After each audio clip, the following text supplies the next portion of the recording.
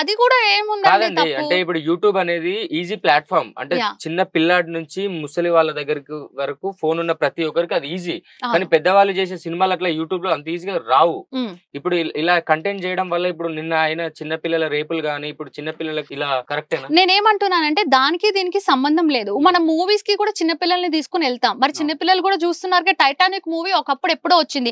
దాంట్లో అమ్మాయి బట్టలు మొత్తం ఇప్పేసి ఇట్లా పోస్ట్ పెడుతుంది. మరి దానికి ఏమనాలి? మన పాత సినిమాల్లోనే సిల్క్ స్మిత అలాంటి వాళ్ళు చాలా మంది ఎక్స్పోజింగ్ చేసుకున్నారు. అంటే నేనేమంటున్నానంటే ఈ రోజు నేను చేసింది కాదు. సరే మరి సన్నీ లియోని చూసి ఎవరు ఇన్స్పైర్ కావాలి, ఏం చేయాలి? నేను అదే అంటున్నా. ఒక వీడియో చూసినంత మాత్రాన బయట అలా బిహేవ్ చేయాలి, రేపులు చేయాలి, అది కాదు intention.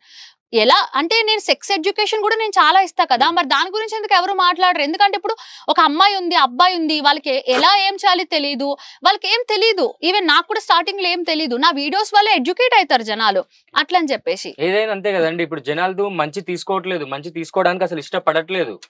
Negative full of negative నే కోరుకుంటున్నారు. ఆ నెగిటివ్ కోరుకుంటున్నప్పుడు ఈ సమాజంలో ఇంకా మనం నెగిటివ్ ఇవ్వడం కరెక్ట్ అంటున్నారా?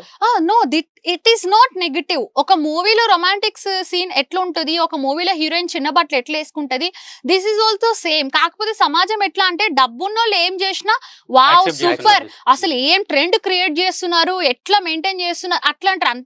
అదే ఒక బీద వాళ్ళు మధ్య తరగతి వాళ్ళు ఉన్నారనుకో, వీళ్ళు చిల్లరగా చేస్తున్నారు, వీళ్ళు బరితెగిచ్చారు ఇది అంటారు. చూడరు. డబ్బున్న వాళ్ళు చేస్తే రైట్ అవుతుంది, డబ్బు లేని వాళ్ళు చేస్తే రాంగ్ అవుతుంది. అందువల్ల ఇంకోటి ఉంది కదండి, ఇప్పుడు మూవీ అనేది ఒక ప్లాట్ఫామ్. ఇప్పుడు నార్మల్ గా మనం ఇట్లా బయట చేయడం ప్లాట్ఫామ్ కాదు. నేను ఒక మాట చెప్పనా అండి, ప్రతి ఒక్కళ్ళు మూవీలో చాలానే ఉంటది. నాకు కూడా ఉంటది, ప్రభాస్ పక్కన చేయాలి, రొమాన్స్ చేయాలి, మహేష్ బాబు పక్కన చేయాలి. మనకైతే ఇవ్వరు కదా. సరే ఇస్తే ఇస్తారు, ప్రతిరోజు ఉంటది కదా. కానీ యూట్యూబ్ అనేది ప్రతిరోజు మనకి షూటింగ్ ఇస్తుంది, మనకి డైలీ అన్నం పెడుతుంది. ఇప్పుడు కెమెరామెన్ కెమెరాకి దండం పెట్టుకుంటాడు అంటే దాంట్లో ఏదైనా తీయొచ్చు, న్యూడిటీ తీయొచ్చు, నార్మల్ తీయొచ్చు, బట్ వర్క్ ఈజ్ వర్క్. అట్లాగే నేను కూడా నా వర్క్ ని ఒక గాడ్ లాగా నమ్ముతాను, నా వర్క్ కి నేను రెస్పెక్ట్ చేస్తాను.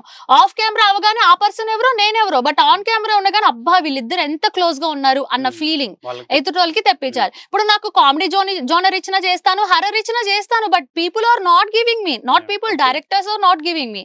నాకు ఏమి ఇస్తున్నారో దానికి నేను 100% న్యాయం చేస్తున్నాను.